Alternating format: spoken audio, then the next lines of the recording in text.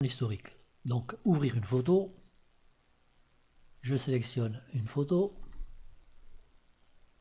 Alors l'historique c'est quoi? L'historique c'est pouvoir revenir en arrière, pouvoir revenir en avant quand on fait des bêtises, au début, à la fin, vider l'historique. Donc pour revenir en arrière c'est défaire, raccourci clavier CTRL Z, pour revenir en avant, refaire CTRL Y, raccourci clavier. Ça ce sont les raccourcis clavier qu'on retrouve partout dans tous les logiciels. Donc vous voyez, on retrouve ici également l'historique ici, dans cette liste. Donc départ, c'est le départ, donc il n'y a rien pour l'instant. Donc maintenant je vais faire quelques actions, par exemple, je vais peindre un petit peu, 1, 2 et 3. Donc si je reviens en arrière, bon, je vais faire CTRL Z, raccourci de clavier pour aller plus vite, CTRL Z, CTRL Z, CTRL Z. Maintenant pour revenir en avant, CTRL Y, CTRL Y, CTRL Y. Si vous ne vous rappelez pas les raccourcis, vous revenez ici. Donc on peut faire de petit à petit. Je peux revenir à la position que je veux ici également. Donc là j'ai fait 3 peindre, donc je reviens au premier peindre, deuxième, après, donc c'est aller au premier peindre, après le deuxième, etc. Mais après le départ, ok, donc je peux aller directement à l'endroit où je veux. Alors maintenant, on va voir ici, là, ajouter et retirer. Ajouter, c'est quoi? C'est par exemple, je me remets à la fin. Ou plutôt non, je vais revenir ici, avant de commencer à peindre. Alors je vais faire un test, je vais faire un peu de peinture, voir ce que ça va donner, mais je ne suis pas sûr du résultat. Donc si ça ne marche pas, je voudrais revenir à cette position-là. Alors, bon, ici c'est au début, donc c'est facile. Alors je vais venir là plutôt. Bon, là ça me plaît, c'est trois trucs. Maintenant je vais voir, donc je vais essayer autre chose, mais je ne suis pas sûr. Si ça ne me plaît pas, il faudra que je revienne ici, exactement où je suis ici, donc à cet endroit-là. Mais bon, comme j'ai plein de peindre pour savoir lequel c'est, après ça ne va pas être forcément super facile. Alors ce que je vais faire, je vais rajouter un favori à cette position là. Ici, je suis ici, je vais me rajouter un favori, ajouter, ok, je vais l'appeler comme je veux, donc bon, peu importe. Allez, je vais aller plus vite, ici 0,1, je mets 0,1 parce que je vais en avoir plusieurs, on ne sait jamais. Alors qu'est-ce qui va se passer? Il va me rajouter un favori, il y a toujours un astérix au début. Donc comme ça permet de les voir plus rapidement après, quand il y a une liste grande. Donc j'ai mon favori, je suis content. Alors ce que je vais faire, je vais tester. Voilà. Ah, j'aime pas. Donc je vais revenir au GT. Alors où est-ce que je vais? Ben ici. Ici 0,1. Ok, voilà. Alors à partir de maintenant, je peux faire autre chose de nouveau. Alors vous savez que quand on revient en arrière, si on recommence à faire autre chose, on perd tout ce qu'il y avait après. Ouais, puisque ça ne sert plus à rien, vu qu'on a refait autre chose. Vous voyez, donc là, je peux refaire autre chose. Ça me plaît, je continue. Ça me plaît pas, je reviens où j'étais ici. Voilà. Donc après, on peut retirer certaines lignes. Parfois, il se peut qu'il y ait des lignes qu'on ne veut pas forcément garder. Là, par exemple, j'ai fait 3 peindre. Les 2 premiers, bon, c'est pas la peine de les garder, puisque avec le troisième, ça suffit. Alors, je vais ici, retirer. Le deuxième, pareil, retirer. Donc là, j'ai gardé qu'un seul, celui où il y a les 3.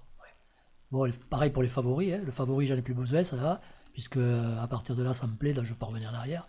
Donc, où je le laisse, où je l'enlève, ça, c'est pas obligé de l'enlever. Je vais vous dire pourquoi je vais l'enlever. Voilà. Pourquoi je fais de la place, en fait? Bon, pour 2 raisons. Premièrement, parce qu'on a un maximum de favoris. Alors, par défaut, alors on vient ici à paramètres, édition paramètres, par défaut, c'est 50. On a un maximum, mais vous pouvez le changer. Vous pouvez mettre 100, 1000, 2000, 3000, ce que vous voulez. Donc ça, c'est la première raison, si on veut travailler avec un petit peu de favoris, pas plein, pas beaucoup. Alors pourquoi travailler avec quelques favoris, pas trop? Si vous n'avez pas beaucoup de place sur votre ordinateur. Parce qu'en fait, les historiques, l'historique, ils ne sont pas gardés en mémoire, ils sont gardés en fichier. Donc on les a ici, dans le sous-dossier undo. Vous voyez, chaque fichier correspond à un undo, un redo, enfin, à un historique. Donc si vous n'avez pas trop de place, ça va vite meubler là. Alors pourquoi faire un dossier au lieu de faire en mémoire? Parce que en mémoire, si vous avez un ordinateur pas très puissant, vous allez saturer la mémoire vite fait, alors que là, vous pouvez y aller tranquille, il n'y a pas de problème de mémoire. Le logiciel ne ralentira pas.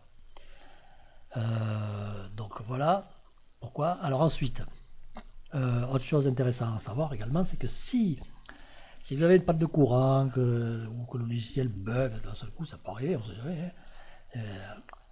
Alors qu'est-ce qui va se passer? En fait, c'est que vous pouvez retrouver votre travail là où vous l'avez laissé, parce que les favoris vont être conservés ici. Et lorsque vous relancez le programme, lorsqu'il y a ce dossier présent, un nous avec les fichiers, il va le recharger. Bon, je vais faire un contrôle alt sup pour voir ce que ça donne. Voilà, donc j'ai fait contrôle alt sup, le logiciel s'est fermé, et on peut voir qu'il y a encore le dossier undo qui est présent avec les fichiers ici. Donc je vais charger le logiciel, et voilà, donc il va charger automatiquement l'historique en même temps qu'on retrouve ici. Donc on peut continuer à travailler, on était, revenir au début, etc. Alors revenir au début, voilà, de ça, revenir au début et revenir à la fin. Au début, en fait, on revient au premier historique. Donc si vous n'avez pas trop d'historique ici, par exemple là, j'en ai 1, 2, 3, 4, 5, 6. Je vais faire un exemple, je vais en mettre que 3 par exemple. Maximum 3 historiques. Bon, en général, vous ne le ferez pas, mais c'est juste pour montrer ce qui va se passer. Tout ce qui est en trop, il l'a effacé, il n'en a gardé que 3. Donc quand je dirai au début, en fait, je vais aller au premier ici. Je ne vais pas aller au début qu'il y avait avant. Revenir au début. Alors, en fait, je vais aller ici, donc ok. Voilà, donc fin. Donc au début, ça correspond à ça. Donc vous voyez, je vais revenir au début. Voilà, et à la fin, bon, forcément, c'est à la fin. Ok. Par contre, si je rechargeais la photo de départ telle qu'elle était au début, je viens ici et je fais recharger la photo. Et là, je recharge carrément la photo. Mais je recharge à l'endroit où je suis. Vous voyez ici, j'ai continué, je suis pas revenu au début. Donc j'ai perdu un historique, puisque j'en ai que 3 maximum, le premier. Là, et donc là, ici, la photo que j'ai chargée. Ok. Voilà. Autre chose encore, c'est lorsque vous fermez le logiciel. Donc on a vu, si le logiciel plante, ou s'il n'y a pas d'électricité, on récupère tout, tranquille.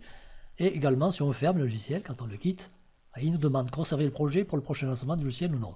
Alors si vous faites non, le dossier undo, toute l'historique va être effacée. Si vous faites oui, il va être conservé. Et donc, la prochaine fois que j'ouvrirai le logiciel, je vais récupérer donc à nouveau mon projet. Ok. Alors maintenant, autre chose encore, si vous voulez garder, archiver des projets, eh bien, vous récupérez le dossier undo avec tous les fichiers. Bon, vous les copiez dans des archives, un disque dur externe, par exemple, que vous nommez Will Smith, vous récupérez ici, après Tom Cruise, vous récupérez, etc. Et donc après, si vous voulez recharger par la suite votre projet, vous récupérez ces fichiers, vous les mettez dans le dossier undo, vous ouvrez le logiciel, et il s'ouvrira avec le projet concerné.